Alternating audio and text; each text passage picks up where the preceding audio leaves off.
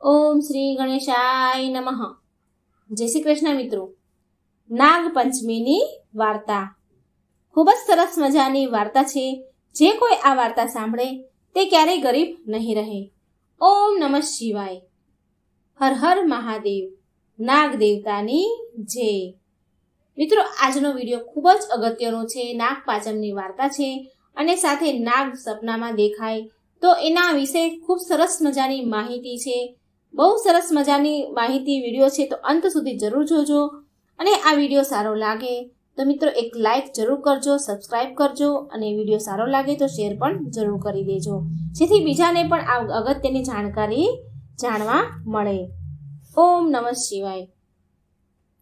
આજે આપણે સાંભળીએ કે નાગપાંચમ કેમ મનાવવામાં આવે છે.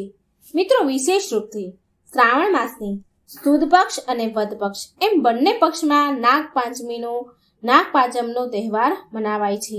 સનાતન હિન્દુ ધર્મમાં નાગને બહુ ઊંચું સ્થાન આપવામાં આવ્યું છે. શિવજીના ગળામાં વાસુકી નાગ ધારણ કરેલ છે ભગવાને, અને ભગવાન વિષ્ણુ શેષ નાગ પર બિરાજમાન છે. અને કહેવાય છે કે નાગ દેવતાની મદદથી સમુદ્ર મંથન થયું હતું. આ કારણથી જ હિન્દુ ધર્મમાં નાગપંચમીનો તહેવાર મનાવવામાં આવે છે. નાગ દેવતાને પ્રસાદ ધરાવાય છે, પૂજા કરાય છે અને આ દિવસને અત્યંત શુભ માનવામાં આવે છે. નાગોના દેવતા ભગવાન શિવ કહેવાય છે. શિવજી સાથે તેમના નાગ પર જળ ફૂલ ચડાવવામાં આવે છે. માનવામાં આવે છે કે આનાથી આપણે સર્પદોષમાંથી મુક્તિ મેળવી લઈએ છીએ. મિત્રો, આજે આપણે સાંભળીએ નાગપંચમીની વાર્તા. આ વાર્તા ગરુડ પુરાણમાં વર્ણવવામાં આવી છે. મિત્રો, એક સમયની વાત છે. એક ગામમાં એક સ્ત્રી રહેતી હતી.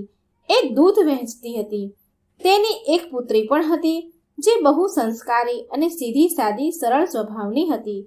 એ સ્ત્રીનો નિયમ હતો કે એ દૂધ ગરમ કરી તેને ઠંડુ પાડી અને તેના ઘરના આંગણામાં મૂકી દેતી અને ઘંટડી વગાડે.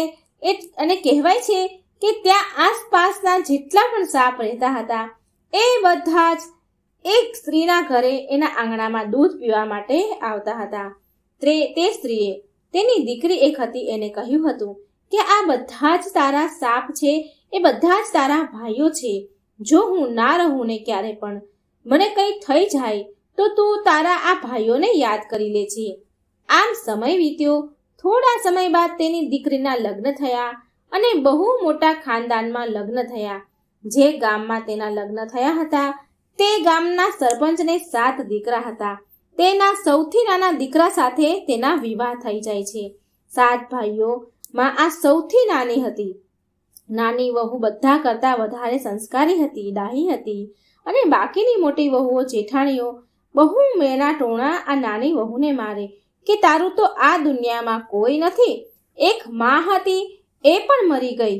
આવું સાંભળવા છતાં પણ એક નાની વહુ કોઈને કંઈ કહે નહીં. હવે શ્રાવણ માસ ચાલુ થયો. બધી જ વહુઓ ઘણી ખુશ હતી, કેમ કે એના ભાઈઓ એમને લેવા આવવાના હતા અને મોટી વહુ તો પૂરો મહિનો તેના પિયરમાં આરામથી રહેવાની હતી. તો સૌથી મોટી વહુ નાની વહુ પાસે જાય છે અને કહે છે કે તારે તો કોઈ ભાઈ નથી, તું શું કરીશ? તારે તો અહીં જ રહેવું પડશે આખો મહિનો. આ સાંભળી નાની વહુને બહુ દુઃખ થયું. એ બહુ રડે છે અને રડતા રડતા એક ઝાડ પાસે બેસી જાય છે. ત્યારે ઝાડમાંથી શેષનાગ બહાર આવે છે અને તેને યાદ કરાવે છે કે તારી માતાએ અમને દૂધ પીવડાવ્યું છે, દૂધ પીવડાવતી હતી અને તું મારી બહેન છો, બહેન જેવી છો. તું ચિંતા ના કર. એક બહેનને એના ભાઈના ઘરે આવવાનો અધિકાર છે. શેષનાગ મનુષ્યનું રૂપ ધારણ કરે છે અને નાની વહુને તેના સાસરેથી લેવા જાય છે અને સાસરેથી લઈ નાગલોકમાં લઈ જાય છે. હવે એ દીકરીને પણ નાગ માતા પાસેથી બહુ પ્રેમ ભાવ મળે છે. ત્યાં નાના નાના સાપના બચ્ચા હતા, જેને તે રોજ ઠંડુ દૂધ પીવડાવતી હતી. એક દિવસની વાત છે. નાની વહુને ખબર ન હતી કે દૂધ ઠંડુ નથી થયું અને તેણે ભૂલથી જ અજાણતા જ નાના સાપના બચ્ચાઓને દૂધ પીવા બોલાવી લીધા. જેવું સાપોએ દૂધ પીધું કે તેનું મોઢું બળી ગયું અને બધા બહુ ગુસ્સે થયા. એ નાની વહુથી બદલો લેવા માંગતા હતા. પણ નાગ માતાએ બચ્ચાને સમજાવ્યા એટલે બચ્ચાએ નાની વહુને છોડી દીધી. શેષ નાગ ફરી તેના સાસરે મૂકવા જાય છે. શ્રાવણ માસ પૂરો થતા એને મૂકવા જાય છે અને વચન લીધું, ભાઈએ બીજી વાર ભાઈના ઘરે રહેવા જરૂર આવજે. સમય જતા નાના સાપના બચ્ચા મોટા થયા હતા અને હવે એ નાની વહુ સાથે બદલો લેવા માંગતા હતા. એણે વિચાર્યું કે આ વખતે જ્યારે શ્રાવણ મહિનો આવશે તો બહેનના ઘરે જઈશું, ત્યારે તેને આપણે ડંખ મારીશું, ડસી લઈશું અને આપણે બદલો લઈશું. શ્રાવણ માસ ચાલુ થયો. નાની વહુને ખબર હતી કે તેના ભાઈઓ આવવાના છે, માટે તેણે એક દિવસ પહેલાથી જ દૂધ ઠંડુ કરી મૂક્યું. તેના ભાઈઓ માટે ઠંડુ દૂધ અને મીઠી ગળી રોટલી બનાવીને મૂકી દીધી. તેણે તેના ભાઈના સ્વાગત માટે ઘરની બહાર આંગણામાં રંગોળી બનાવી પૂરેપૂરી એના ભાઈઓના સ્વાગતની તૈયારી કરી અને જેવા જ એના સાપ ભાઈઓ આવ્યા તો તેના પર ફૂલોની વરસાદ કર્યો. બહેન તેને કંકુનો ચાંદલો કરે છે, ચોખા લગાવે છે અને પછી તેને ઠંડુ દૂધ અને ગળી રોટલી પણ ખાવા આપે છે, ફળ ફ્રૂટ પણ ખવડાવે છે. અને તેના ભૂલ થઈ હતી, ગરમ દૂધ પીવડાવાઈ ગયું હતું, એની એ માફી માંગે છે બહેન. ત્યાર પછી એના બધા સર્પ બચ્ચા ભાઈઓ માફ કરી દે છે. એને વિશ્વાસ થઈ ગયો હતો કે તેની બહેનથી એના મોઢા ભૂલથી જ બળી ગયા હતા, એના બહેનથી ભૂલથી આ કામ થઈ ગયું હતું. માટે બધાએ બહેનોને માફ કરી અને સુંદર સુંદર મોતીના હાર આપ્યા અને વચન પણ આપ્યું કે જે પણ તારી જેમ બહેન પ્રેમથી મીઠું ઠંડુ દૂધ પીવડાવશે એ સર્પદોષથી મુક્ત થશે. અમે એને સર્પદોષમાંથી મુક્ત કરી દઈશું. ત્યારથી શ્રાવણ માસની સુદ અને વદ પક્ષની પંચમીની તિથિએ નાગપંચમીનો તહેવાર મનાવવામાં આવે છે. આ દિવસે બધી સ્ત્રીઓ નાગ દેવતા અને તેમનો ભાઈ માનીને ઠંડુ દૂધ, ગળી રોટલી, ફળ ફ્રૂટ વગેરે નાગ દેવતાની પૂજા કરે છે. મિત્રો, આ તો હતી નાગપંચમીની બહુ મહત્વપૂર્ણ કથા. હવે આપણે એક બીજી કથાના માધ્યમથી જાણીશું કે જો તમે પણ ક્યારેય સપનામાં નાગ જોયો છે તો તમે પણ આ વિડીયોને પૂરો જરૂર જોજો. આ વિડીયોના માધ્યમથી આપણે જાણીશું કે સપનામાં સાપ દેખાવો એનો શું અર્થ હોય છે, કેમ કે પ્રાચીન પુરાણોમાં સપનામાં સાપ દેખાવા વિશે વિસ્તારથી વર્ણન કરવામાં આવ્યું છે. આ સપનાઓનું આપણા જીવનમાં કોઈને કોઈ સંબંધ જરૂર હોય છે. પ્રાચીન સમયની જ આ વાત છે. પ્રાચીન સમયથી જ નાગોને પૂજનીય માનવામાં આવ્યા છે અને જ્યારે આ નાગ આપણા સપનામાં આવે છે તો આપણા ભવિષ્યથી જોડાયેલી કોઈ ઘટનાના સંકેત આપે છે. અમુક સંકેતો એટલા મહત્વપૂર્ણ હોય છે કે આપણે તેને ક્યારેય ટાળવા ન જોઈએ. માટે મિત્રો, તમે બધા જ આ વિડીયો પૂરો અંત સુધી જરૂર જોજો, કેમ કે અધૂરું જ્ઞાન નુકસાનકારક ઘાતક હોય છે. તો ચાલો આપણે સાંભળીએ ભગવાન શિવ અને માતા પાર્વતીની વાર્તા. ભગવાન શિવ માતા પાર્વતીને નાગ દેવતાને સપનામાં દેખાવા વિશે રહસ્ય બતાવે છે. તો એક સમયની વાત છે. ભગવાન ભોળાનાથ અને માતા પાર્વતી કૈલાસ પર્વત ઉપર બેઠા હતા. હિમાલયની શીતળ ઠંડી હવામાં અને બરફ વચ્ચે, બરફના પહાડોમાં માતા પાર્વતી ભોળાનાથને કહે છે કે હે સ્વામી મહાદેવ, મને કહો કે સપનાનો શું અર્થ હોય છે અને શું એની પાછળ કોઈ કારણ છે, ગૂઢ સંદેશ હોય છે? મનુષ્ય જે સપના જુએ છે એનો શું અર્થ હોય છે? કૃપા કરી તમે મને સપનાના રહસ્ય વિશે જણાવો. તો શિવજી મંદ મંદ હસ્યા અને મા પાર્વતી સામે જોયું અને કહ્યું કે હે દેવી, હે ગૌરી, સપના આપણા અવચેતન મનના અભિવ્યક્તિ હોય છે. એ આપણા જીવનની ઘટનાઓ, ભાવનાઓ અને આકાંક્ષાનું પ્રતિબિંબ હોય છે. હરેક સપનાનો કોઈને કોઈ અર્થ જરૂર હોય છે. આપણને આવનારી આગળ જે ઘટના બનવાની છે ભવિષ્યમાં, એની સૂચિ આપે છે, સંકેત આપે છે.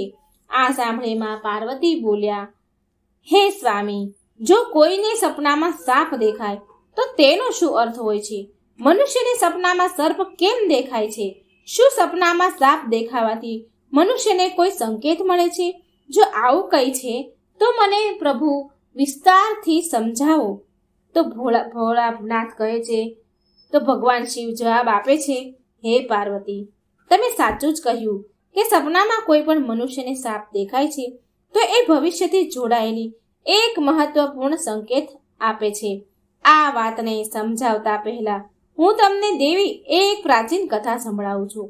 આ કથા એક રાજા અને એક ઋષિ મુનિની છે.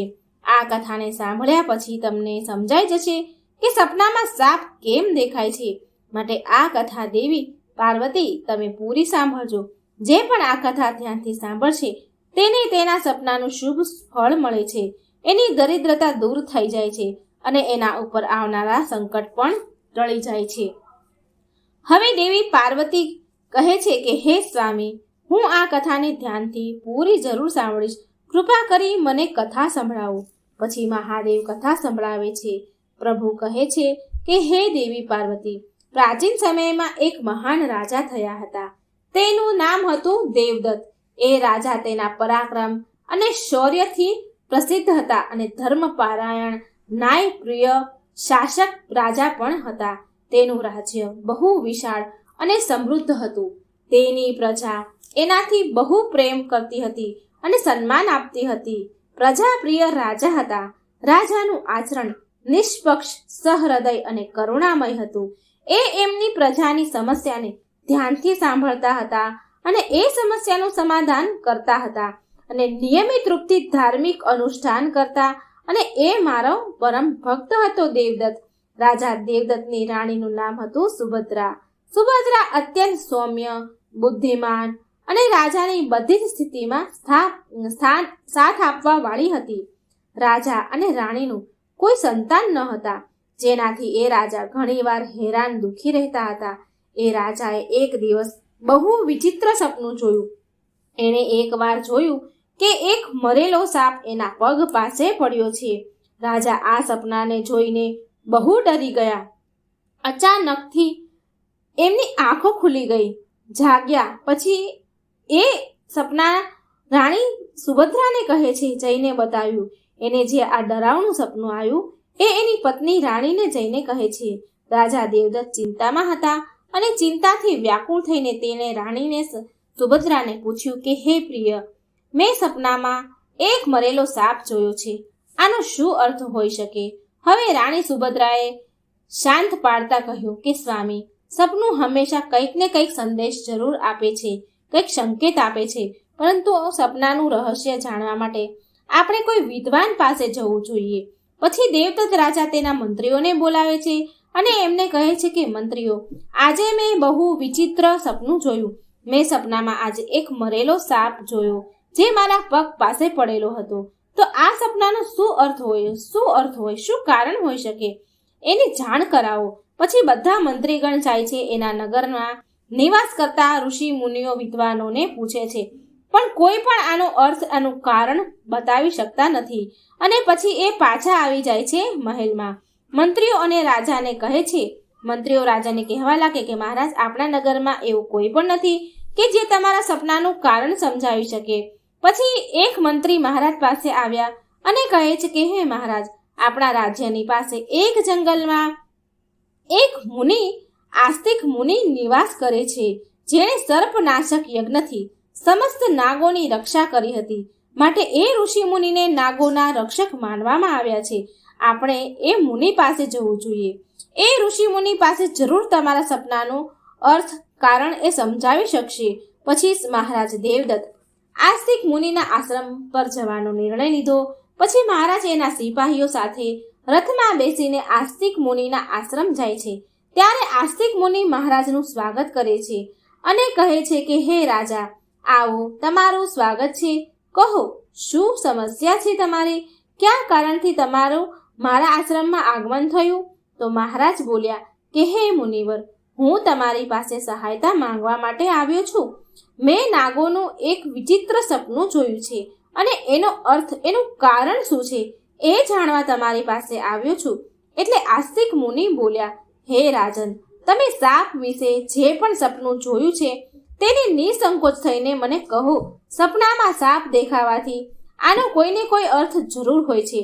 માટે જે સપનું તમે જોયું હોય એ મને વિસ્તારથી કહો.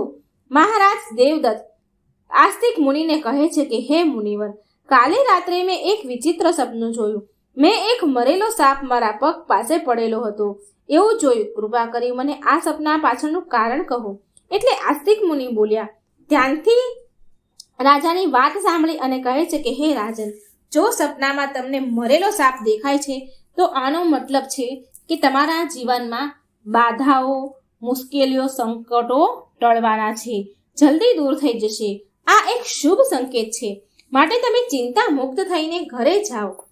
આમાં ડરવાની જેવી કોઈ વાત જ નથી. પછી રાજા આસ્તિક મુનિને પ્રણામ કરે છે અને ધન્યવાદ કરીને એમના રાજમહેલમાં પાછા આવ્યા.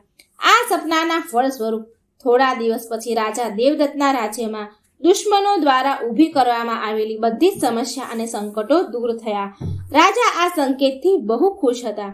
ફરી બીજા દિવસે રાત્રે રાજાને આવું ફરી સપનું આવ્યું કે સપનામાં રાજા દેવદત્તે જોયું કે એક મોટા સાપને પકડી રહ્યા છે. એ પોતે સાપને પકડી રહ્યા છે સપનામાં. સપના બાદ રાજા જાગ્યા અને તરત જ તે આસ્તિક મુનિ પાસે ગયા અને પૂછ્યું કે હે મુનિવર, મેં આજે રાત્રે સપનામાં જોયું કે હું એક મોટા સાપને પકડી રહ્યો છું. આનું શું કારણ છે? આસ્તિક મુનિ બોલ્યા, હે રાજન, જો તમે સપનામાં સાપને પકડતા જુઓ છો તો આ પણ એક શુભ સંકેત છે. આ સપનું એવું દર્શાવે છે કે તમે ભવિષ્યમાં તમારી મહેનતથી ધન સંપત્તિ મેળવશો અને એને સાચી રીતે યોગ્ય જગ્યાએ વાપરશો. ત્યાર પછી રાજા ઋષિને ધન્યવાદ કરી મહેલ પાછા ફર્યા. થોડા સમય બાદ એક મોટા યુદ્ધમાં રાજાએ વિજય મેળવીને રાજ્યની સંપત્તિમાં વૃદ્ધિ કરી. રાજા દેવદત્તને ત્રીજું સપનું આવ્યું કે એક સાપ સપનામાં ઉડતો આવે છે એવું સપનામાં દેખાય છે. ફરી રાજા જાગ્યા પછી તરત જ આસ્તિક મુનિ પાસે ગયા અને એમને પૂછ્યું કે હે મુનિવર, મેં સપનામાં એક ઉડતો સાપ જોયો, આનો શું અર્થ છે? આસ્તિક મુનિ કહે છે, હે રાજન, જો તમને સપનામાં ઉડતો સાપ દેખાય છે તો આ ઉન્નતિ અને પ્રગતિનું પ્રતીક હોય છે. ત્યાર પછી રાજાના રાજ્યમાં વ્યાપાર, પ્રગતિ, ઉન્નતિ થવા લાગી. આ સપના બાદ રાજા દેવદત્તને હવે ચોથું સપનું આવ્યું. થોડા સમય બાદ રાજા સપનામાં વારંવાર કાળા નાગને જુએ છે અને એ ચિંતામાં પડી ગયા અને આસ્તિક મુનિ પાસે ગયા. રાજાએ આસ્તિક મુનિને પૂછ્યું કે હે મુનિવર, મેં સપનામાં વારંવાર કાળો સાપ જોયો છે, તો આનું શું કારણ છે? આ સપનાનો શું અર્થ છે? આસ્તિક મુનિ કહે છે કે હે રાજન, જો સપનામાં વારંવાર કાળો નાગ સાપ દેખાય તો આ કાલ સર્પ દોષનો સંકેત છે અને આનું જ્યોતિષ શાસ્ત્રમાં નિવારણ બતાવવામાં આવ્યું છે. આસ્તિક મુનિના કહેવા અનુસાર રાજાએ પૂજા પાઠ કરી અને સર્પ દોષનું નિવારણ કર્યું અને એનાથી મુક્તિ મેળવી. હવે રાજા દેવદત્તને પાંચમું સપનું આવે છે કે એક રાત્રે રાજા દેવદત્ત સપનામાં લીલા રંગનો સાપ જુએ છે અને સવારે જાગ્યા પછી આસ્તિક મુનિને જઈને પૂછ્યું કે હે મુનિવર, મેં સપનામાં લીલા રંગનો સાપ જોયો છે, તો આનું શું કારણ છે? આસ્તિક મુનિ કહે છે કે હે રાજન, જો સપનામાં લીલા રંગનો સાપ દેખાય તો આ એક શુભ સંકેત છે અને આ નજીકમાં ભવિષ્યમાં તમારી સાથે કોઈ સારી ઘટના તરફ ઈશારો કરે છે. ત્યારબાદ રાજા ફરી મહેલ આવ્યા અને પછી રાજાના રાજ્યમાં બહુ સારો પાક થયો, ખેતરોમાં બહુ સારો પાક થયો અને પ્રજા પણ બહુ ખુશખુશાલ થઈ. રાજા દેવદત્તનું છઠ્ઠું સપનું આવ્યું. એક રાત્રે રાજાએ સફેદ રંગનો સાપ જોયો અને સવારે જાગ્યા પછી રાજા તરત જ આસ્તિક મુનિ પાસે ગયા અને પૂછ્યું કે હે મુનિવર, મેં સપનામાં સફેદ રંગનો સાપ જોયો છે, તો આનું શું કારણ છે? આસ્તિક મુનિ બોલ્યા, હે રાજન, સપનામાં સફેદ રંગનો સાપ દેખાય એ પણ શુભ સંકેત છે. આનાથી ધનની પ્રાપ્તિ થાય છે. પછી રાજા ત્યાંથી ઘરે આવ્યા, મહેલ આવ્યા અને થોડા સમય બાદ રાજાને અજ્ઞાત સ્ત્રોતથી બહુ બધા ધનની પ્રાપ્તિ થઈ. રાજા દેવદત્તનું સાતમું સપનું. એકવાર રાજા દેવદત્તે સપનામાં જોયું કે એક સાપ ડરીને ભાગી રહ્યો છે. જાગ્યા પછી રાજા તરત જ આસ્તિક મુનિ પાસે ગયા અને પૂછ્યું કે હે મુનિવર, મેં સપનામાં એક સાપને ડરીને ભાગતા જોયો છે, આનો શું અર્થ છે? મુનિવર ઋષિ મુનિ કહે છે, આસ્તિક મુનિ કહે છે, હે રાજન, જો સપનામાં કોઈ સાપ ડરીને ભાગે છે તો આ એક અશુભ સંકેત છે અને આ સપનું દર્શાવે છે કે તમને તમારા શત્રુથી દગો મળી શકે છે અને આવું જ થયું. થોડા સમય બાદ રાજાના એક નજીક સૌથી વધારે નજીક મંત્રી વિશ્વાસુ મંત્રીએ દગો આપ્યો, પણ રાજા સમય રહેતા સતર્ક થઈ ગયા હતા અને એને એ મંત્રીને કેદ કરી લીધો અને દંડ આપ્યો. રાજા દેવદત્તનું 8મું સપનું. એક રાત્રે રાજાએ સપનામાં જોયું કે સપનામાં એક સાપ એને કરડી રહ્યો છે. રાજા ડરીને જાગી ગયા અને તરત જ ઋષિ આસ્તિક મુનિ પાસે ગયા અને પૂછ્યું કે મને સપનામાં એક સાપ કરડે છે એવું મને સપનું આવે છે. હે મુનિવર, આનું શું અર્થ છે? મને સપનામાં સાપ કેમ કરડે છે? આનું કારણ બતાવો. આસ્તિક મુનિ કહે છે, હે રાજન, જો સપનામાં સાપ તમને કરડે છે કે તમારો પીછો કરે છે, તમારી પાછળ ભાગે છે, તો આ એક અશુભ ઘટના સૂચવે છે. થોડા સમય બાદ રાજાને એક ગંભીર બીમારીથી ગ્રસ્ત થઈ ગયા. એ આસ્તિક મુનિના આશીર્વાદથી પણ સાજા પણ થઈ ગયા. રાજા દેવદત્તનું 9મું સપનું. એક રાત્રે રાજાએ નાગનાગણીનું સપનું જોયું અને જાગ્યા પછી રાજા તરત જ આસ્તિક મુનિ પાસે ગયા અને પૂછ્યું કે હે મુનિવર, આજે મેં સપનામાં નાગનાગણીની જોડી જોઈ છે, આનું શું કારણ છે? તો આસ્તિક મુનિ કહે છે કે રાજન, સપનામાં જો નાગનાગણીની જોડી દેખાય છે તો આ એ સંકેત આપે છે કે તમારા પૂર્વજ તમને સૂચના આપે છે કે તમારા કુળ દેવી દેવતાની ઉપાસના કરવી જોઈએ. રાજાએ આસ્તિક મુનિના નિર્દેશ અનુસાર કુળ દેવી દેવતાની ઉપાસના કરી અને જેથી રાજ્યમાં સુખ શાંતિ આવી. રાજા દેવદત્તનું 10મું સપનું. એકવાર રાજા દેવદત્તે સાપના બચ્ચા જોયા. એ એમના સિંહાસન પર બેઠેલા હતા. નાના બચ્ચા હતા. જાગ્યા પછી રાજા તરત જ આસ્તિક મુનિ પાસે આવ્યા અને પૂછ્યું કે હે મુનિવર, મેં સપનામાં નાના સાપના બચ્ચા મારા સિંહાસન પર બેઠેલા જોયા હતા. એવું જોયું તો આનું શું કારણ છે? આસ્તિક મુનિ બોલ્યા, હે રાજન, જો સપનામાં સાપના બચ્ચા દેખાય છે અને તમારા સિંહાસન પર બેઠેલા છે તો આ એ સંકેત આપે છે કે તમારા ઘરમાં જલ્દી સંતાનનું આગમન થશે, તમારો પુત્ર મહાન બનશે અને તમારા રાજ્યનો ઉત્તરાધિકારી થશે. થોડા સમય બાદ રાણી સુભદ્રાએ એક પુત્રને જન્મ આપ્યો. એ પુત્ર મોટો થયો અને એ એક મહાન રાજા બન્યો અને એના પિતાના રાજ્યનો કારભાર સંભાળ્યો, ઉત્તરાધિકારી બન્યો. રાજા દેવદત્તનું 11મું સપનું. એક રાત્રે રાજા દેવદત્તે સપનામાં સાપ અને નોળિયાને લડતા જોયા. જાગ્યા પછી રાજા આસ્તિક મુનિ પાસે આવ્યા અને પૂછ્યું કે હે મુનિવર, મેં સપનામાં સાપને અને નોળિયાને ઝઘડતા જોયા છે, આનું શું કારણ છે? આસ્તિક મુનિ કહે છે, હે રાજન, જો સપનામાં સાપ અને નોળિયો લડાઈ કરે છે એવું દેખાય છે તો આ એ વાતનો સંકેત છે કે તમારી સામે તમારા શત્રુનો ખુલાસો થશે અને તેની સાથે તમારી લડાઈ પણ થશે. ત્યારબાદ રાજાના ગુપ્ત શત્રુનો પડદો ઉઠશે અને રાજાએ તેને પરાસ્ત કર્યા. રાજાના ગુપ્ત શત્રુઓનો પડદો ઉઠી ગયો અને રાજાએ એ બધાને પરાજિત કરી દીધા. દેવદત્તનું 12મું સપનું. એક રાત્રે રાજા દેવદત્તે સપનામાં જોયું કે એક સાપ શિવલિંગથી લપેટાયેલો છે. આ સપનું જોઈને રાજા જાગ્યા પછી રાજા તરત જ આસ્તિક મુનિ પાસે જઈને કહે છે કે હે મુનિવર, મેં સપનામાં શિવલિંગ પર સાપ લપેટેલો જોયો, તો આનો શું અર્થ છે? હે મુનિવર, કૃપા કરી જણાવો. ઋષિ મુનિ આસ્તિક મુનિ બોલ્યા, હે રાજન, જો સપનામાં શિવલિંગ પર સાપ લપેટેલો દેખાય છે તો એ સંકેત આપે છે કે તમારા પર શિવજીની કૃપા થવાની છે અને તમારી કોઈ વિશેષ મનોકામના પૂરી થવાની છે.